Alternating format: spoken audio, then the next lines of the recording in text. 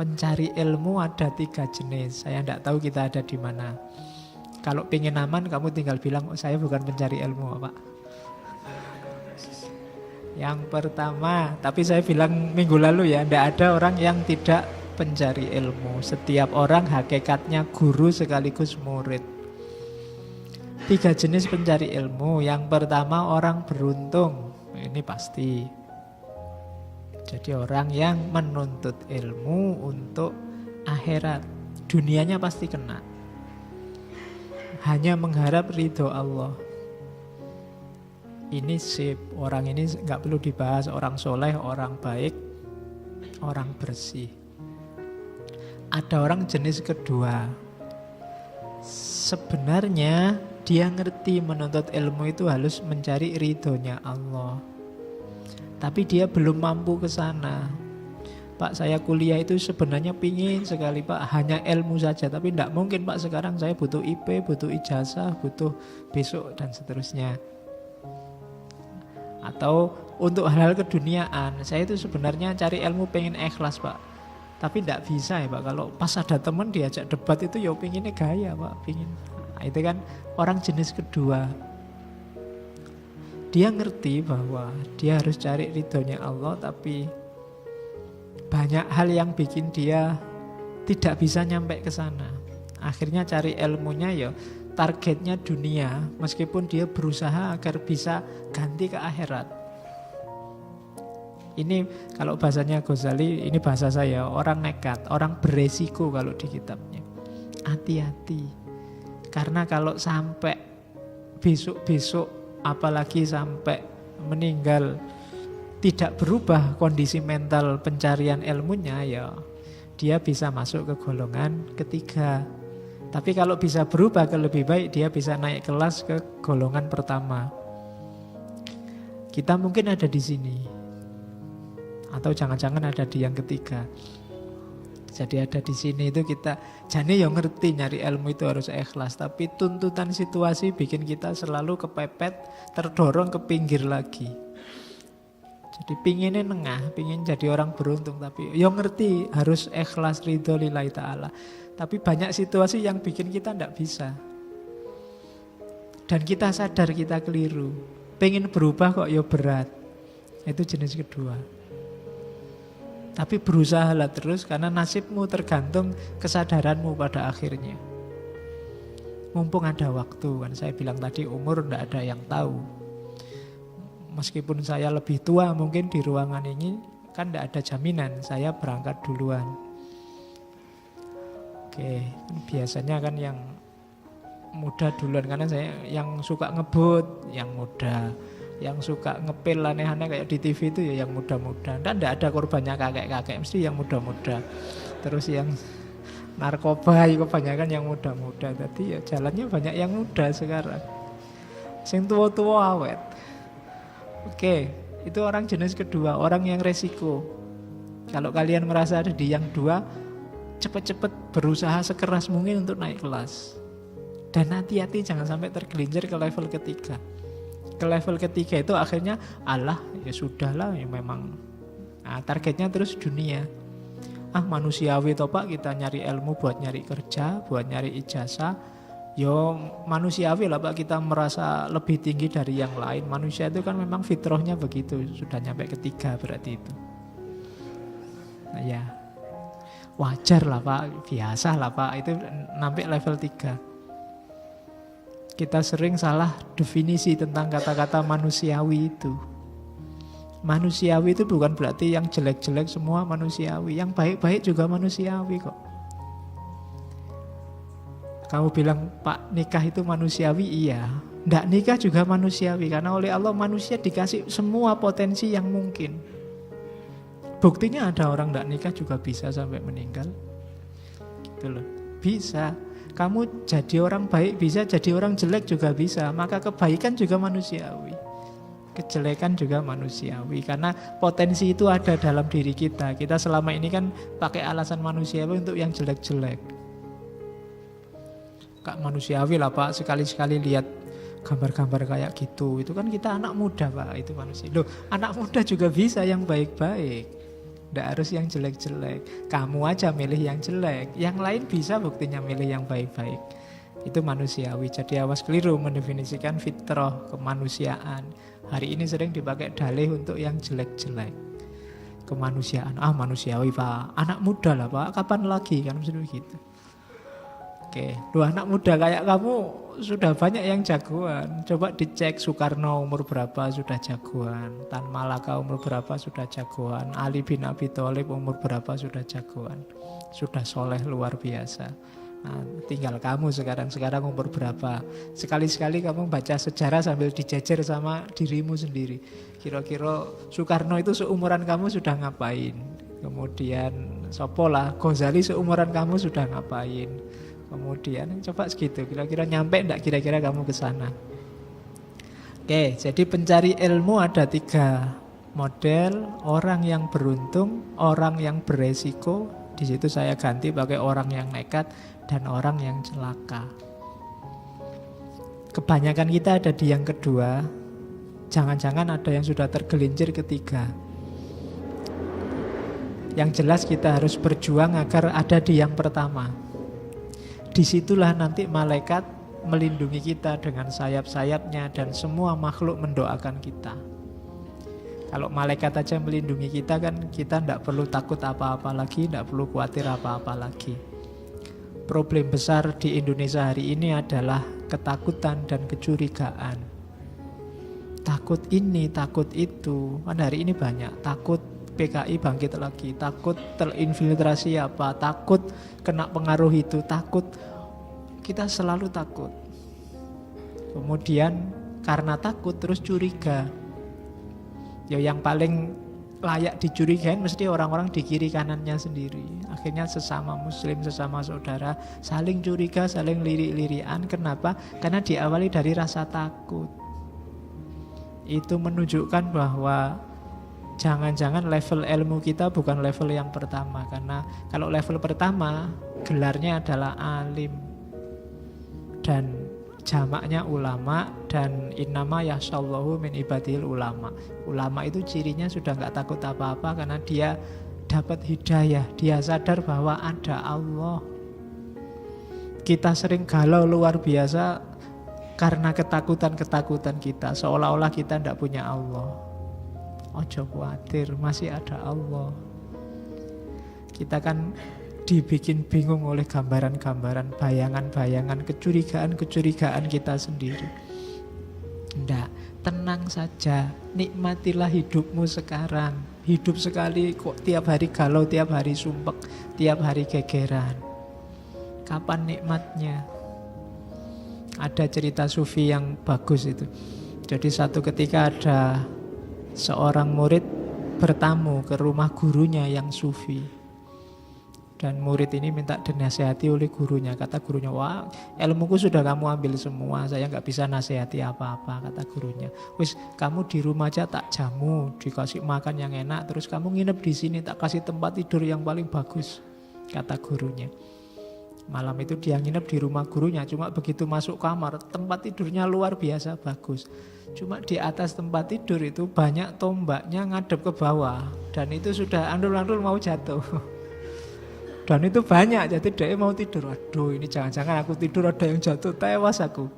Jadi semalam dia gak bisa tidur, cuma kedap-kedip nonton tombaknya, khawatir jangan-jangan jatuh. Pagi-pagi ketemu gurunya, gimana tidurnya enak? Wah, gak bisa tidur guru, wong di atas banyak tombak itu. Ya salahmu dewe. Wong sudah ada kasur enak, kok malah kamu mikir yang belum terjadi, yang akan datang, jangan-jangan itu jatuh. Kalau jatuh kan gampang, paling kamu mati. Ya, mbok kamu nikmati tidurmu kan aman.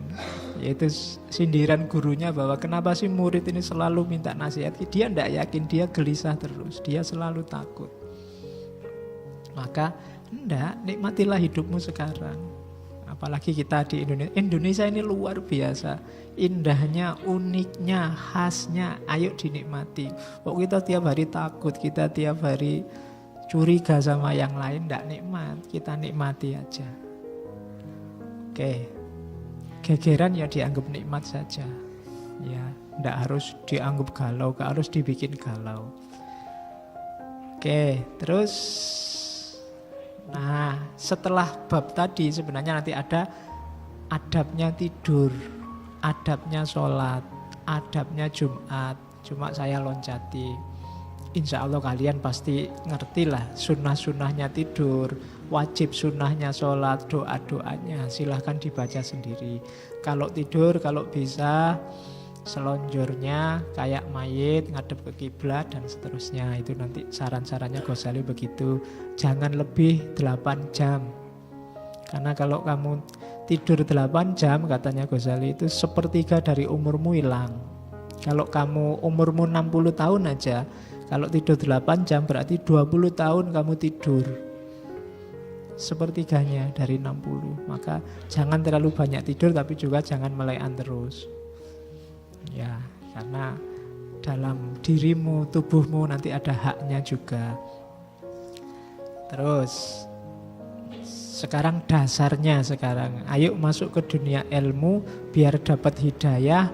Yang pertama adalah hati-hati. Awasi lahirmu, awasi batinmu. Kenapa harus hati-hati kita awasi? Karena kalau kamu tidak hati-hati, Allah itu ngerti semua, ngawasi terus.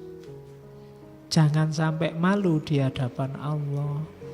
Iya ndak ada sih satu orang pun yang tahu, mungkin hanya batinmu kok, hanya pikiranmu kok. Tapi Allah tahu. Kalau itu ketahuan orang lain kamu malu, harusnya kalau Allah tahu kamu lebih malu. Ya mungkin kalau kita yang lahir mungkin gak terlalu, tapi pikiran kita kan kadang aneh-aneh. Mikir apa, membayangkan apa, lihat apa, di sini muncul apa. Kadang kita bayang-bayangkan sendiri, bikin skenario sendiri yang unik. Loh itu Allah semua ngerti loh. Masa kamu gak malu? Nah itu dasarnya itu yang pertama. Orang yang tidak malu di hadapan Allah itu alamat sudah bibit-bibit kemaksiatan. Maka ayo diawasi lahir sama batin kita. Kalau lahir mungkin lebih mudah ngawasinya karena sifatnya fisik. Tapi yang batin, akal, kemudian keinginan, bayangan, imajinasi itu sebenarnya kalau mau jujur kan sering yang muncul di sini nih kalau seandainya terlahir beneran bikin malu. Untung Allah itu ndak cerewet, ndak suka moto selfie terus ditunjukkan kemana-mana. Nggak cerita-cerita aneh-aneh. Karena Allah sangat sayang pada kita, maka kita sendiri ayo dijaga. Kemana-mana sambil penuh kesadaran, ini Allah ngawasi lu. Wong dari sekian puluh pasang mata yang lihat ke sini itu kan macam-macam. Ada yang konsentrasi ngaji, ada yang pikirannya kemana-mana, besok liburan mau kemana, enaknya. Oh itu kan kalau dikeluarin kan kamu sendiri malu. Ya untung Allah menjaga itu. Jadi yuk tetap merasa bahwa Allah ngawasi lo. Meskipun itu hanya postingan di pikiranmu. Postingan di pikiran itu kan tidak ada yang bisa baca kecuali kamu. Tapi Allah tahu. Maka ayo dijaga lahir batin kita. Kenapa harus dijaga? Karena bukan kita yang punya. Pikiran, fisik kita, batin kita itu kan amanah dari Allah. Amanah itu nama lain dari titipan. Allah nitipi kita dan beliau yang menitipi itu ngawasi kita. Harusnya kita sadar. Wong ndak bahasa Jawa ini ndak melu duwe. Kita ndak ikut punya. Maka kita pergunakan baik-baik sesuai amanahnya yang punya. Cara berpikirnya begitu. Tangan ini, kaki ini, mata ini, telinga ini, otak ini, hati ini, semua dititipkan oleh Allah pada kita. Kalau penggunaannya gak sesuai yang diinginkan Allah, jangan sampai diambil oleh Allah. Wong itu cuma titipan. Maka kita harus menjaga, mengawasi lahir dan batin kita. Kan itu ada di surat Yasin itu kan, Yasin 65. Al-yauma nahtimu ala afwahihim wa tukallimuna aydihim. Ini cerita hari kiamat meskipun bisa diartikan untuk hari ini. Mulut-mulut tertutup, yang bicara adalah tangan. Hari ini kan kita tiap hari tidak ngomong, tapi yang ngomong tangannya. Jadi pakai Facebook, pakai itu kan yang ngomong tangannya. Itu koyok hari kiamat. Jadi yang ngomong jangan-jangan besok waktu dihisab di akhirat mulutnya nggak ditanya, ayo tangannya nulis sendiri, kayak nulis bab ini saya dipakai apa gitu. Jadi yauma nahtimu ala afwahim wa tukallimuna aidi, tangannya yang ngomong, nanti kakinya juga ikut ngetik apa gitu. Saya dipakai apa, itu pakai kaki. Jadi ternyata bukan sesuatu yang kamu membayangkan dulu tangan ngomong itu kan mulutnya di mana. Sekarang ketahuan, oh tangan ngomong itu bisa buat ngetik kan bisa, tangannya ikut ngomong. Jadi dasar awal ketaatan. Jadi awalnya ini ya, rumus awalnya ini. Hati-hati dengan perilaku lahir dan perilaku batinmu. Yo hati-hati itu kan levelnya usaha. Jangan cuek. Jangan Allah itu ngawasi kita loh. Iya Pak, saya berusaha hati-hati. Bukan Allah itu ngawasi kita. Alah Pak ya, kita masih muda apa ya mampu Pak. Itu beda. Bahwa setelah berusaha kok banyak jatuhnya, banyak gagalnya, ya tidak masalah, tetap berusaha sebaik mungkin. Dasarnya ini, karena tugas kita kan cuma berusaha. Terus caranya gimana? Ada rumus praktisnya. Saya bilang tadi, bidayatul hidayah itu rumus-rumus praktis. Misalnya menjaga mata dan telinga. Mata itu sebenarnya gunanya untuk membaca ayat yang utama, baik ayat-ayat tertulis maupun ayat-ayat kauniyah, ayat-ayat yang tergelar. Hati-hati, ini yang merusak mata. Yang pertama apa? Melihat yang bukan mahramnya. Ya, melihat beda dengan terlihat ya. Kalau terlihat itu tidak intended, tapi kalau melihat tidak disengaja. Tapi kalau melihat disengaja. Saya ngobrol sama mahasiswi itu terlihat. Tapi kalau melihat itu ada beda ya. Terlihat sama melihat. Kamu ngerti lah bedanya. Jadi kalau melihat itu ada sesuatu yang bergerak, batinmu maksudnya. Jadi ada itu melihat. Jadi kalau terlihat itu ya wajar, wong kita bergaul, kita ngobrol. Jangan dilihat kalau bukan mahramnya. Makanya kalau dalam asar itu kan ada bahwa untukmu laka al-ula wa alaika asani. Kalau terlihat itu sekali ndak dibaleni, apalagi direnungi, dijenggilengi ndak. Tapi kalau melihat itu biasanya diulangi. Jadi jangan lihatnya bukan mahram. Yang kedua, saya ndak tahu maksudnya Ghazali, mungkin kamu yang tahu. Melihat gambar bagus dengan syahwat. Gambar bagus dengan syahwat itu mungkin di HP-mu banyak. Ya, jadi melihat gambar dengan syahwat. Meskipun bukan situs-situs itu kan banyak sekarang. Kadang-kadang menjebak berita itu. Lihatlah ini, anak-anak komedian, cakepnya luar biasa. Loh itu kan arahnya ke situ. Gitu loh. Cakepnya istri bupati ini hanya pakai jilbab biasa. Kan kayak gitu itu arahnya kan. Apalagi kalau bukan syahwat, kalau yang dikejar cantiknya, cakepnya, manisnya. Itu maksiatnya mata. Pencari ilmu kalau sibuk di sini, insya Allah ilmunya tidak akan dalam, katanya Ghazali. Yo kamu bisa bayangkan lah, kamu buka laptop terus sebelum nulis mau lihat gambar-gambar itu biasanya nggak jadi nulis. Terus nonton gambar, ada yang lain, ada link selanjutnya, terus nggak jadi tulisannya. Jadi sarannya Ghazali janganlah itu. Ya nanti nulis dulu aja, perkara nanti ada selingan itu ya. Sebaiknya jangan. Terus itu ya yang urusan nafsu. Terus melihat muslim yang lain dengan pandangan meremehkan. Ini sifatnya agak majas bahwa ya alah paling ilmunya itu. Alah aku sudah ngaji ini, dia belum. Itu namanya melihat muslim lain dengan pandangan meremehkan. Aku sudah khatam, sudah ngaji filsafat sampai sesi berapa, paling filsafatnya masih dasar semester 1 aja kok. Itu meremehkan. Terus melihat aib seorang muslim. Ada banyak berita, ada banyak hal yang mengarahkan kita ke aib hari ini. Sebenarnya kita tahu bahwa itu mesti bongkar aib, mesti menunjukkan kejelekan. Tapi kita biasanya terus nekat aja kita buka. Akhirnya kita tahu aibnya orang lain. Padahal tidak ada pentingnya sama sekali kita tahu aibnya. Dan ini merusak bagi seorang pencari ilmu. Hati-hati. Kalau memang tidak ada hubungannya sama dirimu dan tidak ada kebaikannya untuk kamu lanjutkan, mending di stop. Kayak dulu ada teorinya Socrates itu yang hukum saringan 3 lapis, nanti kamu cari di bukunya. Biar kamu tidak terjebak merendahkan, membongkar aib seorang muslim. Hari ini kan banyak yang sifatnya bongkar-bongkaran. Pokoknya kita mati-matian nyari jeleknya muslim yang lain yang beda kelompok sama kita, yang beda golongan sama kita. Dan itu blunder bagi seorang muslim. Terus telinga juga begitu.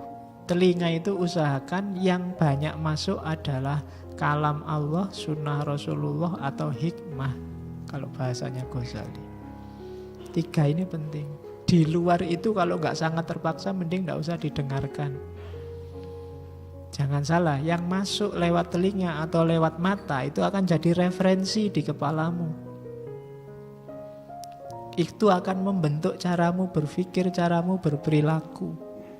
Kalau inputnya jelek-jelek, outputnya juga jelek. Bukan kamu yang maki-maki, tapi kamu mendengarkan banyak orang maki-maki. Insya Allah kata-kata makian itu jadi referensi di kepalamu. Besok waktu dibutuhkan dia akan keluar secara lancar dan tanpa hambatan. Kenapa? Referensinya ada di kepalamu. Jadi makan kalau tidak sangat penting tidak usah dibaca yang jelek-jelek. Karena meskipun dalam hal kamu nggak setuju, aku ingin tahu Pak, argumen musuh saya itu isinya mesti maki-maki. Tapi referensi makian, cara berpikir yang jelek, cara berkata-kata yang jelek itu akan jadi koleksi di kepalamu. Kalau kamu mau balas biasanya nggak akan jauh-jauh dari situ. Akhirnya sini maki, sana maki. Jadi dengarkan saja kalam Allah, sunnah Rasulullah atau hikmah. Hikmah itu sesuatu yang bisa kamu ambil pelajaran, yang ada manfaatnya, nutrisi buat otak dan pikiranmu. Itu telinga. Kalau kamu masukkan yang saru-saru misalnya, lihat apa-apa juga versi saru. Mbok lihat perempuan sudah pakai jilbab dicadari, ya pikiranmu mesti ke arah yang sana. Itu kalau cadarnya dibuka kira-kira kayak gimana ya isinya. Itu karena referensimu selalu ke arah situ. Gitu loh. Jadi jangan masukkan referensi-referensi yang jelek deh. Ya mungkin karena dalam rangka kamu Pak itu cuma mengambil ibroh, Ya pas kamu mengambil ibroh iya, tapi secara nggak sadar dia akan jadi koleksi dalam dirimu. Mungkin pas waktunya dibutuhkan dia akan keluar. Nah, oke, jadi telinga dan mata ayo dijaga.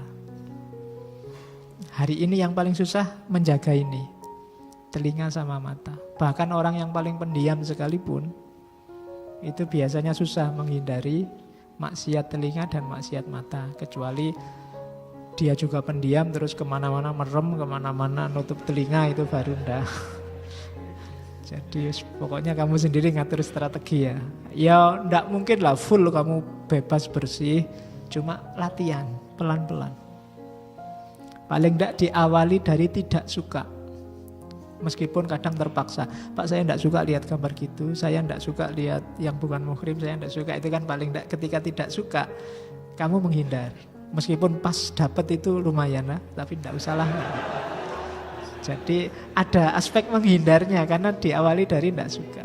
Tidak disukai dulu, baru berusaha. Oke, jadi itu mata sama telinga. Yang panjang lidah. Lidah itu larangannya banyak kalau di Ghazali. Yang jelas pertama bohong. Ini nggak perlu saya jelaskan.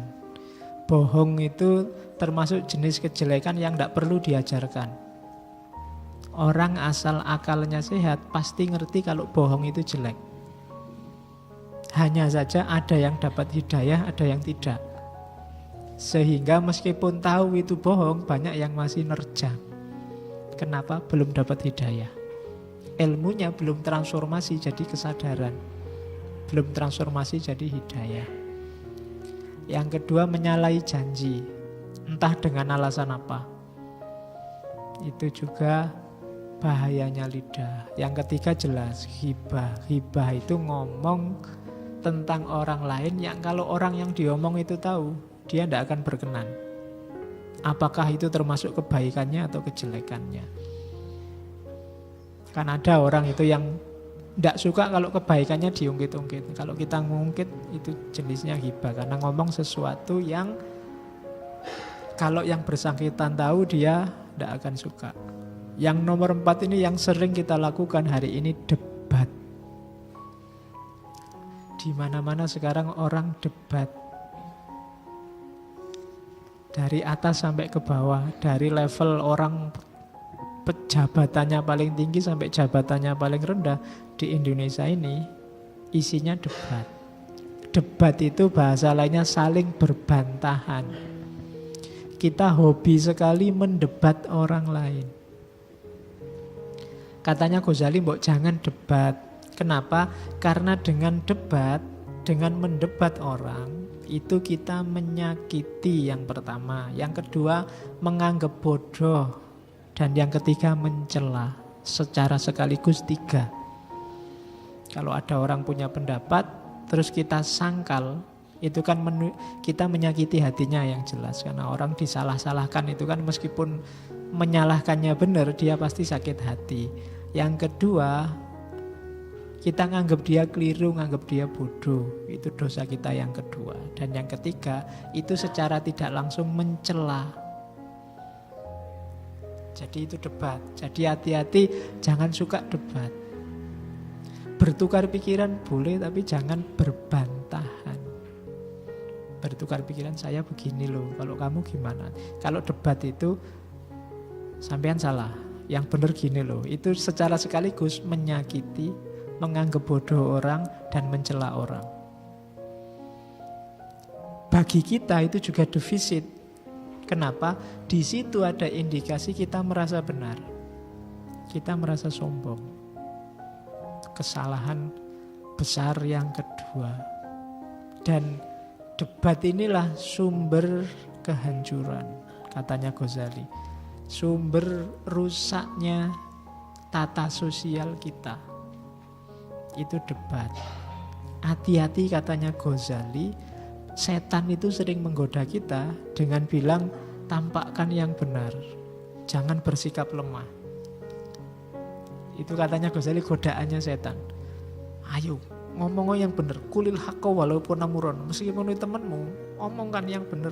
Itu kebenaran kok, gimana? Padahal apa ya mesti yang kamu omongkan itu hak. Merasa benar itu saja secara sikap mental sudah keliru. Sudah kesombongan. Hati-hati. Ketika kamu merasa, Pak, saya mau ngomong ini Pak, karena kebenaran itu harus saya omongkan. Kulil haqqa walau kana murran. Loh, apa jaminannya yang kamu omongkan itu mesti benar? Tapi kan kita harus berdakwah Pak, ngomong tentang kebenaran. Katanya Ghazali, iya, menampakkan kebenaran pada mereka yang mau menerimanya itu kebaikan. Nasihat itu harus, cuma dia harus dilakukan dengan cara yang baik, bukan dengan cara debat. Jadi karena nasihat dengan cara yang tidak baik itu hanya membuka aib orang lain. Dan buruknya lebih banyak daripada baiknya.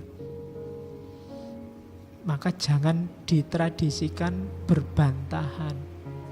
Islam lebih suka watawasau bil haqqi, saling menasehati, bukan saling membantah.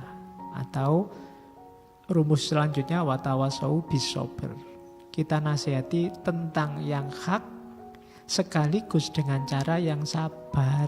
Sabar itu berarti ya harus telaten, tidak judgement, menjatuhkan, menyalah-nyalahkan. Jadi hati-hati, jangan suka budaya debat, katanya Ghazali. Itu termasuk kita menjaga lidah. Kalau kamu merasa, saya ini ada kebenaran ini Pak, harus saya omongkan. Dosamu yang pertama, kamu merasa sombong, merasa lebih benar dari yang lain. Yang kedua, tidak serta-merta kalau kamu merasa temanmu salah terus harus tiba-tiba kamu ingatkan. Harus kamu rumuskan sebaik mungkin cara mengingatkannya. Biar tidak jadi makian, tidak menyakiti orang lain. Karena seringkali diakui atau tidak, orang diingatkan kalau dia salah, itu meskipun dia sadar dia salah, biasanya ada sakit hatinya.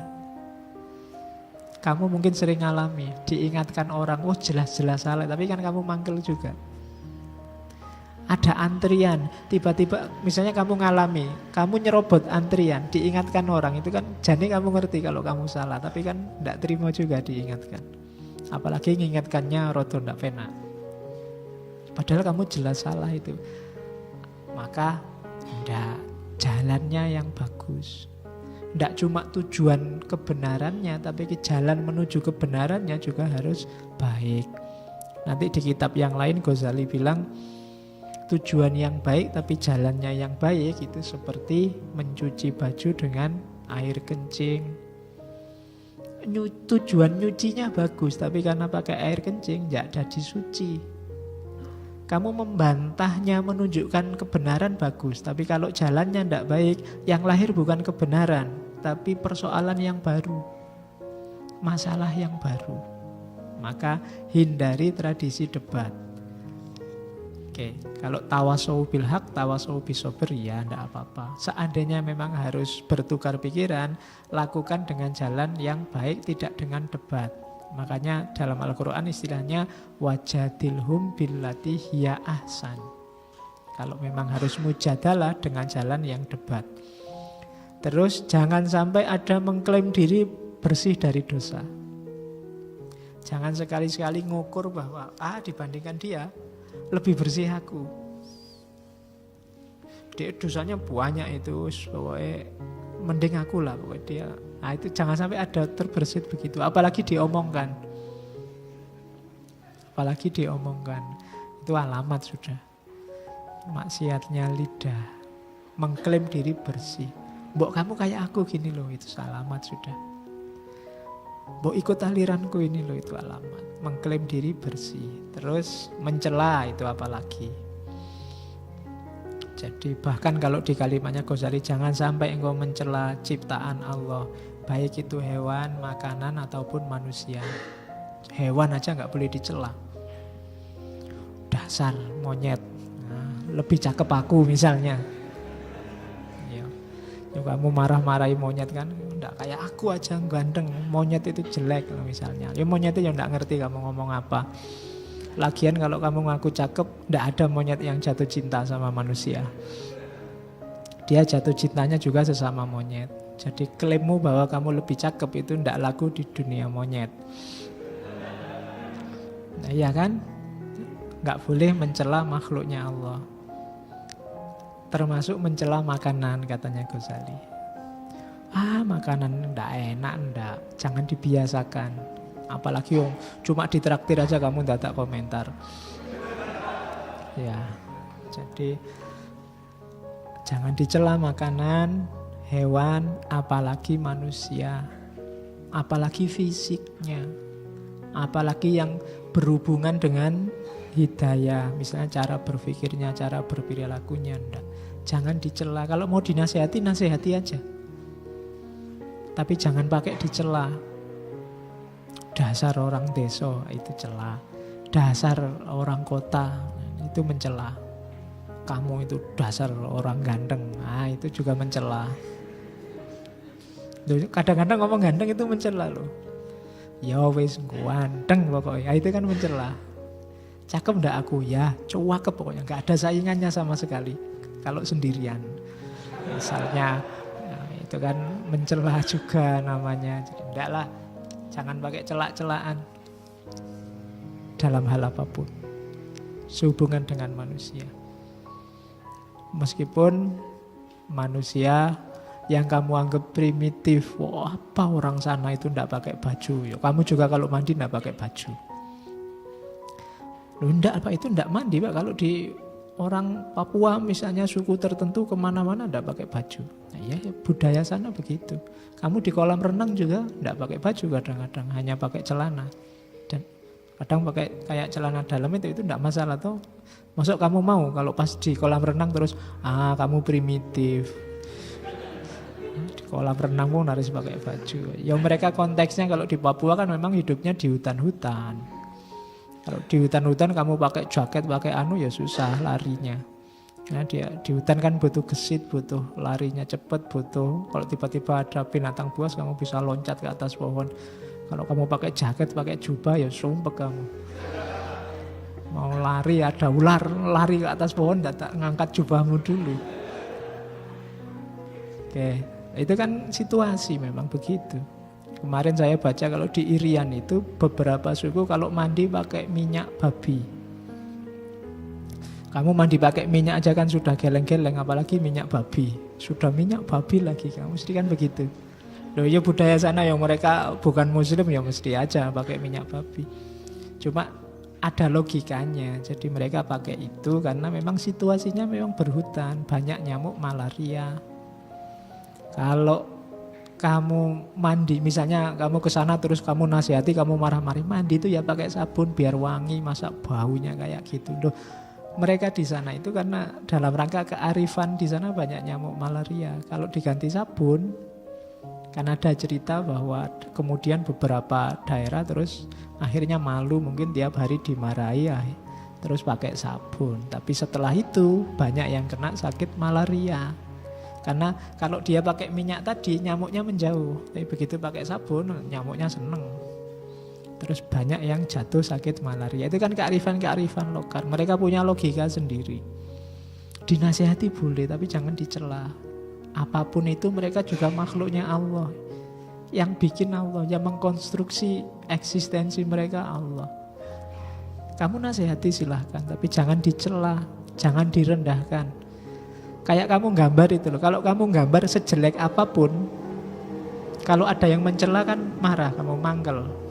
Iya, yang pintar ngelukis, aku bisanya cuma kayak gini. Loh itu jangan sampai Allah mutung kayak gitu.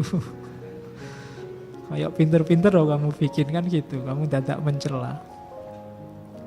Oke, terus mendoakan buruk, hati-hati. Karena nanti ada beberapa hadis yang bilang mendoakan buruk akan kembali pada yang berdoa. Jangan, kamu dinasihati tidak mau tak doain nanti celaka. Lihat saja nanti kan dia mesti celaka. Lihat saja itu enggak, jangan mendoakan buruk. Kamu kok mencela kiaiku, mencela ulamaku, tunggu saja nanti balasannya dari Allah. Celaka hidupmu, enggak, itu mendoakan buruk. Bukan perilaku pencari ilmu. Jangan nyumpai orang, mendoakan buruk. Yang terakhir, ini yang kita mungkin agak ikut sering di situ, terlalu banyak bercanda, mengejek, menghina orang. Jadi bercanda itu boleh, cuma jangan terus-terusan bercanda. Apalagi isi candaannya ngejek orang lain, merendahkan orang. Karena biasanya bercanda itu yang paling ampuh bikin orang ketawa kan dua. Mengejek orang atau ngomong saru-saru. Arahnya ke sana. Itu mesti orang ketawa sudah kalau kamu ke situ. Ngejek orang lain sama saru-saru. Sekali-sekali for fun boleh untuk mencairkan suasana, tapi ojo terus-terusan. Ya kan? Kan banyak beberapa sekarang ada pengajian-pengajian isinya lucu terus dari awal sampai akhir. Isinya apa mbok penting guyu. Kan ada yang begitu. Ya bagus saja untuk menyegarkan suasana, tapi jangan dilupakan misi utamanya. Serius terus ya enggak enak. Mulai salam sampai salam lagi cucu marah-marah ya enggak enak. Ya santai aja, ya ada selingan gurunya tapi juga ada ilmu yang didapat. Jangan terlalu banyak gurau, apalagi melecehkan, mengejek orang lain. Nah, ini lidah. Hati-hati menjaga lidah. Kalau perut dan kemaluan, insya Allah kita tahu. Perut jangan sampai kemasukan barang haram. Jangankan haram, katanya Ghazali.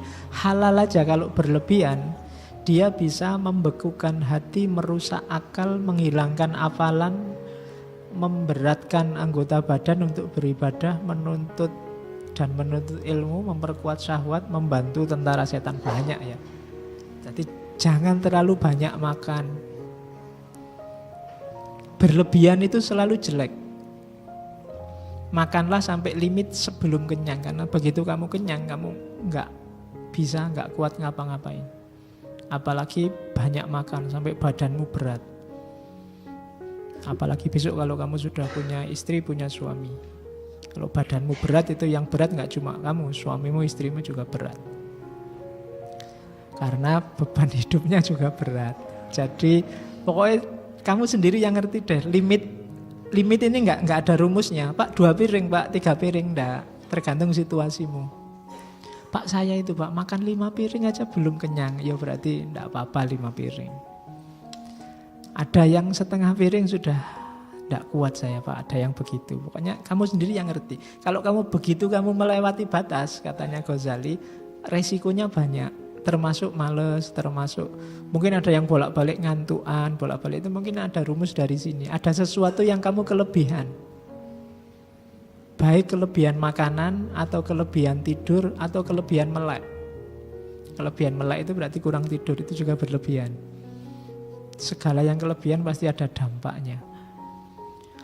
Orang kurang piknik itu jelek, kelebihan serius, tapi kebanyakan piknik juga jelek. Seriusnya kurang. Jadi kamu sendiri yang ngerti dosisnya untuk hidupmu. Oke, terus kemaluan juga dijaga. Katanya Ghazali, sebenarnya nggak perlu disebut menjaga kemaluan itu, karena begitu engkau menjaga hati, menjaga pandangan mata, menjaga perut, itu nanti arahnya juga menjaga syahwat.